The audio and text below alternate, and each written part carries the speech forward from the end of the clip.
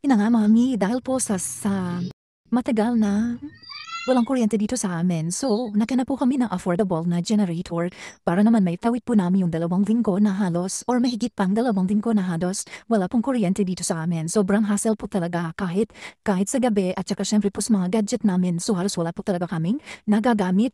Kaya po ito ang napili naming brand at titingnan po natin kung maganda naman ang bigay na kuryente nitong ating genset. Ito po ay ang Dikes generator.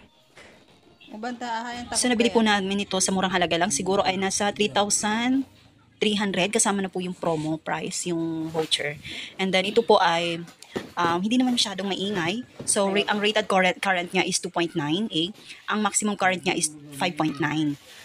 And then, ang rated power po niya, ang nakalagay sa kanyang is 950, pero ang rated power po niya is 850 watts. Ang maximum power po niya is 950. So, ibig sabihin po, 950 watts ang maximum niya. Pero as long as weekend watt po natin, isasagad yung rated power po niya. Ano? So, siguro, gamitin lang natin mga 700 or 800 watts lang po para maiwasan nating masira agad ang ating generator.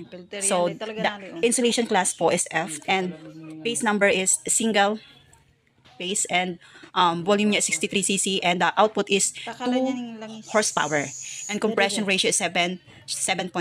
So yun po yung kanyang, ang fuel tank po niya is 4 na litro po ang laman. Ang bigat naman po ng kanyang ang generator is 16 kilograms. So yun lang po. Tsaka yung 100% copper winding siya.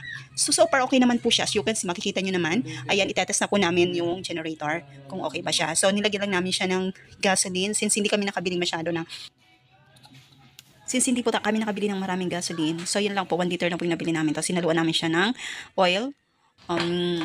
Yung asawa ko po yung So, finally, itetest na po natin yung generator after setup po nung akin. So, yan na po. Itetest na po. Tingnan natin kung maganda ba ang dating ng ating generator set. So, bago po natin siya buksan ay choke po muna natin siya. Siyempre, on po muna natin.